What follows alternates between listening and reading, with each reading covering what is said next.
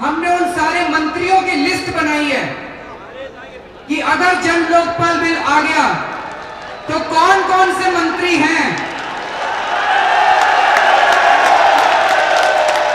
वो कौन कौन से मंत्री संसद मंत्रिमंडल में बैठे हुए हैं,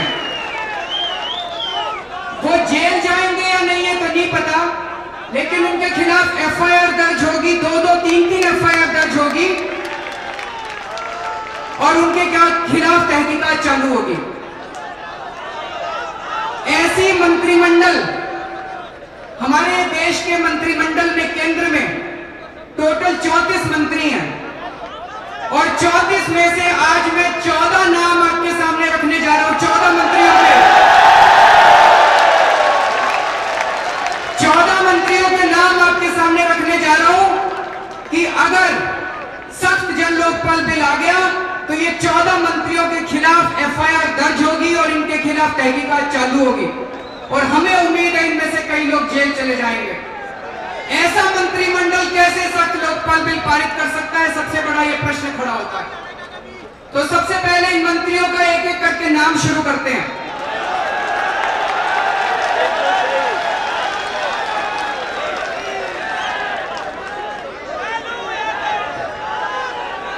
लालू यादव जी अभी मंत्री नहीं है, वो कह रहे हैं लालू यादव जी अभी मंत्री नहीं है।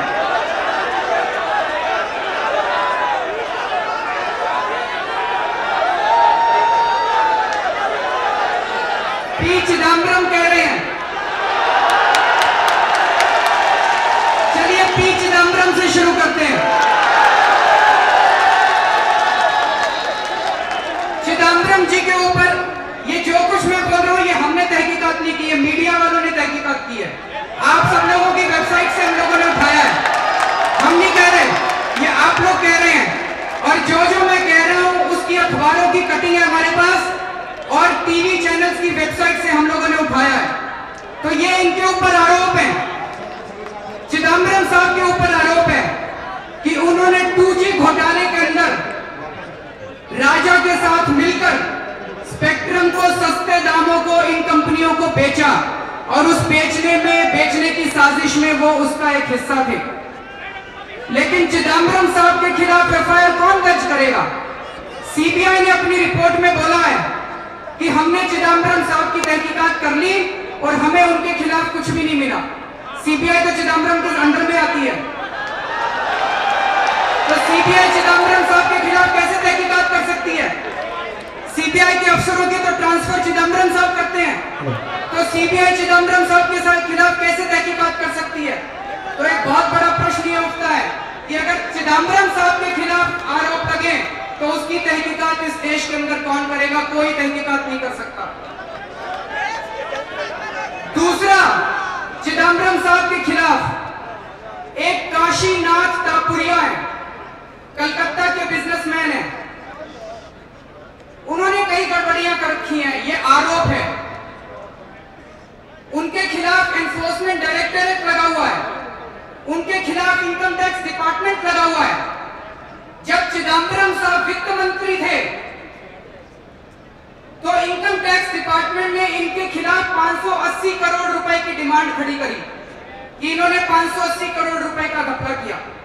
इनकी बीवी के खिलाफ 20,000 करोड़ रुपए की डिमांड खड़ी करी और ये काशीनाथ टापुरिया के खिलाफ। और आप ये सोचिए कि इन काशीनाथ टापुरिया का वकील कौन था? चिदम्बरम साहब की बीवी, चिदम्बरम साहब की बीवी इनकी वकील थी। वित्त मंत्री ये थे, वित्त मंत्री होते हुए इन्होंने इसके इनकम टैक्स डिपार्टमेंट ने इनके खिलाफ मांग खड़ी करी और इनकी बीवी उनको बचा रही है कोर्ट के अंदर।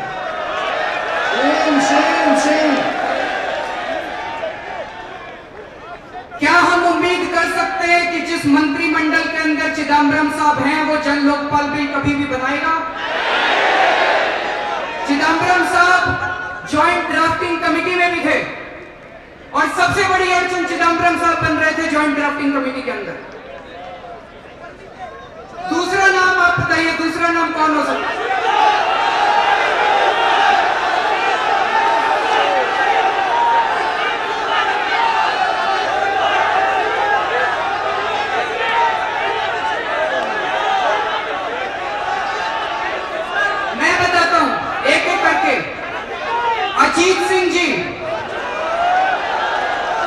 अजीत सिंह जी आज हमारे सिविल एविएशन मिनिस्टर हैं, उड्डयन मंत्री हैं। विकीलीक्स की एक रिपोर्ट के आधार पर उनके ऊपर आरोप है कि जब 2008 में न्यूक्लियर डील के ऊपर मनमोहन सिंह सरकार को खतरा पैदा हुआ संसद के अंदर, तो इन्होंने 10-10 करोड़ रुपए लेकर अपने सांसदों को मनमोहन सिंह सरकार के फेवर में वोट डालने को कहा था।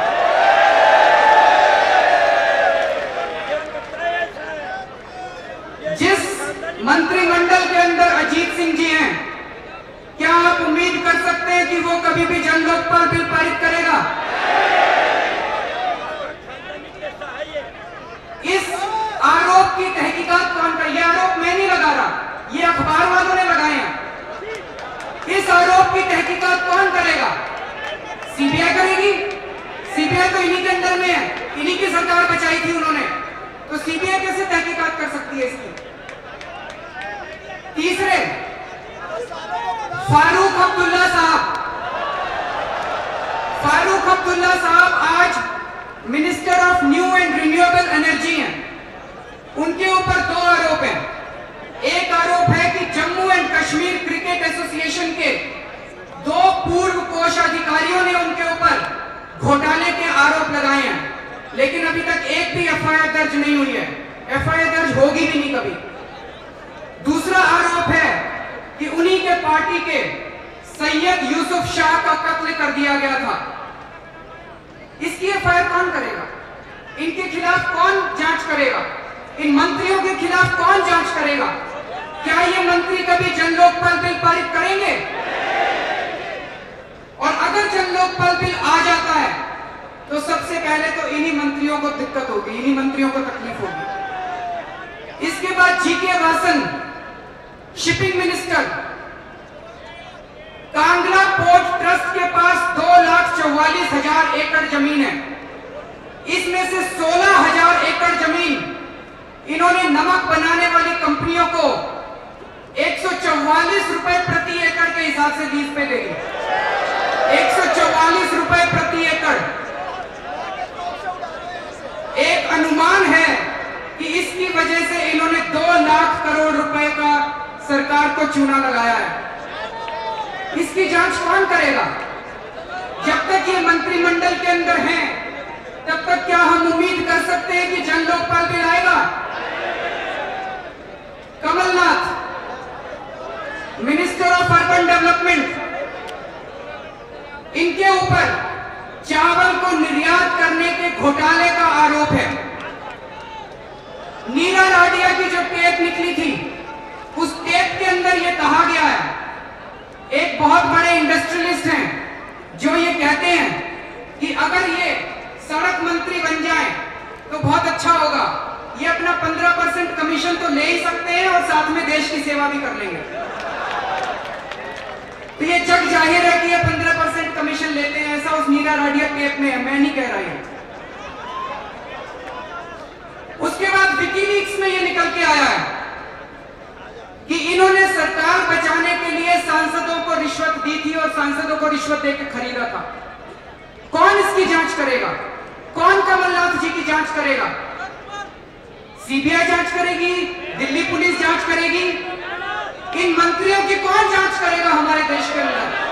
अगर मंत्री इस देश को लूटे तो उसकी जांच कौन करेगा? लोकपाल तो ये पास ही नहीं करेंगे। कपिल सिब्बल साहब,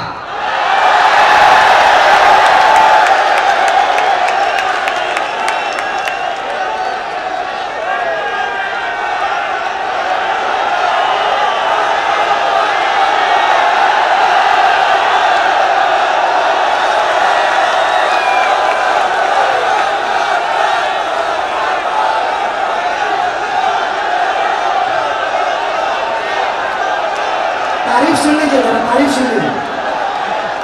कपिल सिब्बल साहब के ऊपर आरोप है, एक ही आरोप मिला मुझे अखबारों के अंदर। उनके ऊपर आरोप है कि रिलायंस के ऊपर 950 करोड़ रुपए की पेनल्टी लगनी थी। रिलायंस ने गड़बड़ की थी, उनके ऊपर 650 करोड़ की पेनल्टी लगनी थी। उन्होंने केवल केवल 5 करोड़ की उनसे पेनल्टी लेके उनको छोड़ दिया।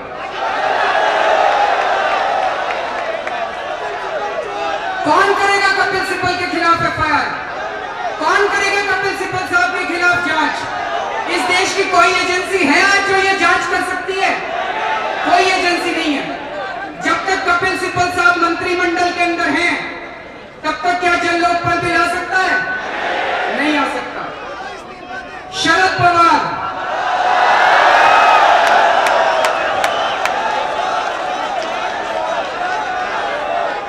उनके खिलाफ आरोप है, जब अब्दुल करीम तेलगी मामले में जब तेलगी का नार्को एनालिसिस किया गया तो उसने पवार साहब का नाम लिया था कि पवार साहब भी तेलगी घोटाले के अंदर शामिल है, लेकिन इसकी कोई जांच नहीं हुई।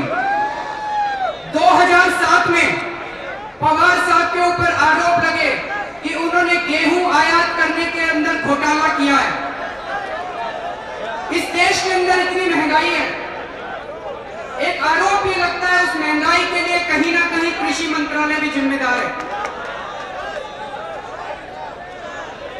2007 अक्टूबर में बॉम्बे हाई कोर्ट ने शरद पवार, अजीत पवार और सदानंद सुले, जो शरद पवार जी के दामाद हैं, उनके खिलाफ और Maharashtra Krishna valley development corporation के खिलाफ नोटिस जारी किए और उनसे पूछा कि उनकी पूरे परिवार को और उनके परिवार से जुड़े हुए संस्थानों को सस्ते के अंदर जमीनें क्यों दी गई है।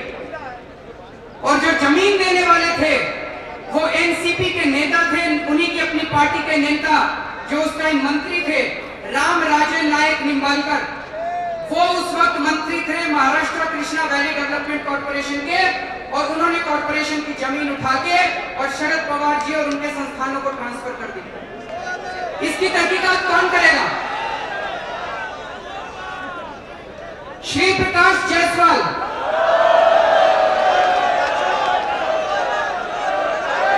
साथियों, ये सब उन लोगों के नाम हैं जिन्हें हम लोगों ने वोट डाल के चुना था, जिनको हम लोग टैक्स देते हैं, जिनके ऊपर हम लोगों ने विश्वास किया कि वो लोग हमारे टैक्स के पैसे से हम लोगों की रक्षा करेंगे, हम लोगों की सेवा करेंगे। लेकिन अगर इतने बड़े बड़े घोटाले ये सब लोग करते हैं तो इसकी जांच कौन करेगा? ये सबसे बड़ा प्रश्न आज हम सब लोगों के सामने है। अभी 3 दिन पहले 11 लाख करोड़ रुपए का कोयला घोटाला निकल के आया। 11 लाख करोड़ रुपए का कोयला घोटाला हो गया। श्री प्रकाश जायसवाल जी का उस कोयला घोटाले के अंदर नाम है, लेकिन उस कोयला घोटाले की एफआईआर भी दर्ज नहीं हुई है। ना उसकी एफआईआर दर्ज हुई है, ना उसकी एफआईआर दर्ज होगी, और ना श्री प्रकाश जायसवाल जी के खिलाफ कोई जांच होगी। सुशील कुमार शिंदे जी पावर मिनिस्टर हैं, इनके ऊपर आदर्श घोटाले के अंदर शामिल होने का आरोप है। Vilasrao Deshmukh science and technology के मंत्री हैं, इनके ऊपर आदर्श घोटाले में शामिल होने का आरोप है। इसके बावजूद एफआईआर में इनका नाम नहीं है। इन्होंने सुभाष घई को अपना इंस्टीट्यूट बनाने के लिए कौड़ियों के भाव जमीन दी थी, जिसको हाईकोर्ट ने, बॉम्बे हाईकोर्ट ने उनकी जमीन को खारिज कर दिया है। सुभाष घई को वो जमीन वापस करने को बोला गया है, और उन्होंने कहा है कि विलासराव देशमुख जी ने अपने पद का दुरुपयोग करके सुभाष घई को ये जमीन दी है। सीएजी के मुताबिक 28 करोड़ रुपए का नुकसान हुआ है उस डील में, लेकिन अभी तक कोई एफआईआर दर्ज नहीं हुई है।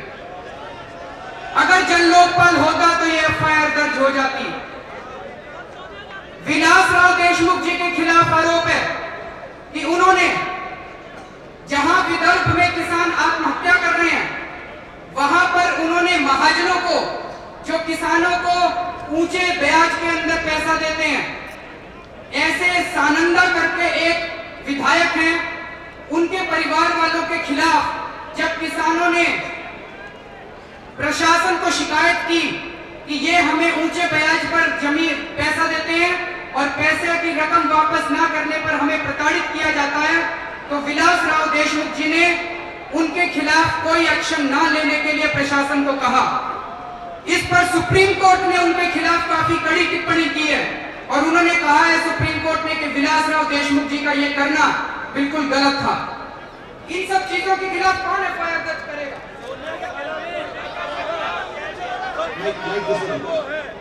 MK Alagiri, chemicals and fertilizers minister, इनके खिलाफ एम कलीमुट्टू एक तहसीलदार हैं, चुनाव के दौरान उनके ऊपर आक्रमण करने के लिए इनके खिलाफ एक चार्जशीट दायर है। जमीनों का गबन करने के लिए इनके खिलाफ आरोप हैं। फिर से मैं बता दूं, ये आरोप मैं नहीं कह रहा, ये अखबार वाले कह रहे हैं। इनकी बीवी के खिलाफ आरोप है कि उन्होंने मंदिर की जमीन, 20 करोड़ रुपए की मंदिर की जमीन 85 लाख रुपए में ली, और वो एक ऐसे आदमी से ली जिसके खिलाफ 50 आपराधिक मामले चल रहे थे। उनके खिलाफ आरोप है कि उनके लोगों ने दिनाकरण अखबार के दफ्तर को आग लगाई, जिसकी वजह से 3 लोगों की मौत हो गई मई 2007 के अंदर। कौन करेगा इन आरोपों की जांच?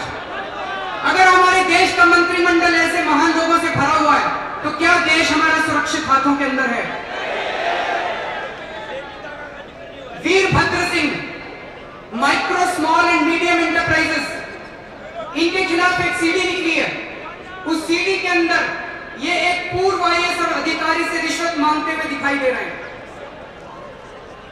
SM Krishna, external affairs minister, Karnataka के लोकायुक्त, उन्होंने इनके खिलाफ एफआईआर दर्ज की है कि वहां के माइनिंग घोटाले के अंदर इनका सीधे सीधे इनके ऊपर आरोप है। Praful Patel, heavy industries and public enterprises minister, इनके खिलाफ आरोप है कि 2004 में जब ये मंत्री बने तो एयर इंडिया का 105 करोड़ रुपए का प्रॉफिट होता था। 2004 में जब ये मंत्री बने तो 105 करोड़ रुपए का प्रॉफिट था एयर इंडिया का, और 2011 में जब इन्होंने मंत्रालय छोड़ा तो एयर इंडिया के ऊपर 40,000 करोड़ रुपए का ऋण था और 7,000 करोड़ रुपए का लॉस था एयर इंडिया को। इनके ऊपर आरोप है कि इन्होंने कई ऐसे हवाई जहाज खरीदे जिसकी एयर इंडिया को जरूरत ही नहीं थी। इनके ऊपर आरोप है रॉयल कैनेडियन माउंटेड पुलिस, उन्होंने इनके ऊपर आरोप लगाया है कि इनको $2.5 लाख की रिश्वत दी गई एक डील के अंदर। लेकिन जिस दिन ये आरोप लगा और अखबारों में आया, अगले दिन प्रधानमंत्री जी ने कहा, उन्होंने जांच करवाने की बजाय ये कहा कि प्रफुल्ल पटेल ईमानदार है, उन्होंने कोई गलत काम नहीं किया। साथियों, 34 मंत्रियों के अंदर से अगर जन लोकपाल बिल आ गया तो 14 मंत्रियों के खिलाफ सीधे सीधे एफआईआर दर्ज होगी। क्या हम ये सोच सकते हैं कि ऐसा मंत्रिमंडल कभी भी सख्त जन लोकपाल बिल लेकर आएगा? ये आज हम सब लोगों के सामने सबसे बड़ा प्रश्न है। साथियों, अरविंद भाई ने जो बताया, हम भी जानते हैं कि इस देश में 2 ही जगह ऐसी हैं जहां जितना बो उससे ज्यादा मिलता है। एक तो किसान और दूसरा नेता। किसान के पास तो धरती मां की ताकत है और इनके पास भ्रष्टाचार की ताकत है। जितना बो उससे कई ज्यादा को न काटते। ये तो अरविंद भाई ने आरोपों की बात बताई। अरविंद भाई अभी तो उन्होंने आरोपों की बात बताई। अगर संपत्ति देखोगे तो हर साल कई गुना बढ़ रही है। पता नहीं कौन सी फैक्ट्री लगी हुई है, कौन से पेड़ से लेकर आ रहे हैं। लेकिन अरविंद भाई, हम एक चीज और रिक्वेस्ट करेंगे आपसे कि ये मंत्री संसद में सरकार में क्या भूमिका निभा रहे हैं आपने बताया, लेकिन हमारे और आपके आंदोलन में 2 मंत्रियों ने बहुत बड़ी भूमिका निभाई है। कौन कौन से 2 मंत्री हैं? 2 मंत्री हैं जो सबसे बड़ी बाधा बने। पी चिदम्बरम, आप लोग हाथ लगा के बताइए जरा। पी चिदम्बरम और दूसरे, पहला, दूसरा, पी चिदम्बरम और कपिल सिब्बल। इन्होंने इस आंदोलन में क्या क्या रोड़े अटकाए, आपके और हमारे जन लोकपाल बिल के रास्ते में क्या क्या रोड़े अटकाए, मैं चाहूंगा अरविंद भाई इसको भी रखें। साथियों, ये तो हमने मंत्रिमंडल के बारे में देखा। ये बिल इसके बाद संसद में गया था। अगर संसद चाहती तो तो एक अच्छा लोकपाल आ सकता था। दिसंबर के महीने में 27, 28 और 29 दिसंबर को संसद के अंदर जब इस बिल के ऊपर चर्चा हुई तो कुछ लोगों ने इस देश की जनता के बारे में, इस आंदोलन के बारे में, इस देश के रहने वाले नागरिकों के बारे में क्या टिप्पणियां की, हमारी देश की संसद के अंदर किस तरह की चर्चा हुई, इसकी कुछ झलकियां हम लोग अभी फिल्म के अंदर देखते हैं। कौन है आंदोलन में? कोई आदिवासी है, कोई दलित है, कोई पिछड़ा वर्ग का आदमी या किसान लोग है, कोई अकलियत का आदमी है? कौन लोग हैं ये? किनसे डरे हुए हो? किनसे डरते हो? क्यों नाश कर रहे हो देश का? ऐसा बिल लाए हो कि माथा पीटने का मन होता है। अन्ना हजारी जी के स्वास्थ्य के प्रति चिंतित हैं और हम विचार कर रहे हैं बहुत जल्दी कि ऑल इंडिया अन्ना हजारी स्वास्थ्य बचाओ कमेटी संघर्ष समिति हम बनाएं, क्योंकि उनका जीवन बहुत अमूल्य है, रखना बहुत जरूरी है। बात बात पर उनके जो दो वकील हैं, बात सुनिए, लाइटली मत लीजिए, बात पर हर बात पर अनशन। देहात में बोलता कि कोढ़िया डरवावे थूक से कि हमारी बात नहीं मानोगे तो थूक फेंक देंगे, ये कहावत है। Please be more serious. What is this? भ्रष्टाचार के खिलाफ कानून बनाना तो बहुत दूर की बात है, संसद के अंदर ऐसा क्यों हो रहा है, इसके बारे में भी हम लोगों ने बहुत सोचा। तो जो डेटा निकल के आया, तथ्य निकल के आए, वो साथियों बहुत चौंकाने वाले हैं। इस संसद के अंदर आज 162 सांसद ऐसे बैठे हैं जिनके ऊपर आपराधिक मामले चल रहे हैं। 162 सांसद ऐसे हैं जिनके ऊपर आपराधिक मामले हैं। इनमें से 14 लोगों के खिलाफ कत्ल और हत्या के आरोप हैं, 14 सांसदों के खिलाफ। 20 सांसदों के खिलाफ अटेम्प्ट टू मर्डर के आरोप हैं। 11 सांसदों के खिलाफ ठगी, 420 और चीटिंग के आरोप हैं। 13 सांसदों के खिलाफ अपहरण के आरोप हैं। ऐसे न जाने कितने सांसद हैं जिनके ऊपर भ्रष्टाचार के आरोप हैं। लालू यादव जी, मुलायम सिंह यादव, कनिमोई, राजा, कलमाडी, और अगर जन लोकपाल बिल होता तो 14 मंत्रियों के खिलाफ भी एफआईआर होती। तो साथियों, ऐसी संसद क्या जन लोकपाल बिल पारित कर सकती है? ऐसी संसद क्या अपराध के खिलाफ, अपराध रोकने के खिलाफ, हत्याएं रोकने के खिलाफ, अपहरण रोकने के खिलाफ, चीटिंग रोकने के खिलाफ, क्या ये संसद कोई सख्त कानून पास कर सकती है? क्योंकि अगर ये लोग सख्त कानून पास करेंगे तो इनमें से कई लोग जेल चले जाएंगे। ये एक बहुत बड़ा प्रश्न है हम लोगों के सामने, जिसके ऊपर गौर करने की जरूरत है। राज्यों की हालत बहुत अच्छी नहीं है। अभी कर्नाटका के अंदर येडियुरप्पा साहब को बीजेपी दोबारा मुख्यमंत्री बनाने जा रही है, जैसे कि और कोई आदमी नहीं बचा जिसके खिलाफ भ्रष्टाचार के इतने संगीन आरोप लगे, वो वापस मुख्यमंत्री बनने जा रहे हैं। जयललिता जी के खिलाफ भ्रष्टाचार के मामले हैं, मुलायम सिंह जी के खिलाफ भ्रष्टाचार के मामले हैं। हमारे देश में टोटल 4120 एमएलए हैं, 4120 विधायक हैं, सारे राज्योों के मिला के 4120 विधायक हैं। इसमें से 1176 के खिलाफ आपराधिक मामले चल रहे हैं। 25% से ज्यादा विधायकों के खिलाफ आपराधिक मामले चल रहे हैं, जिसमें से 513 विधायकों के खिलाफ संगीन अपराध के मामले, हत्या के, बलात्कार के, अपहरण के, ठगी के, 513 विधायकों के खिलाफ संगीन अपराध के मामले चल रहे हैं। क्या आपको लगता है कि कोई भी राज्य की सरकार एक सख्त लोकायुक्त कानून बनाएगी? साथियों,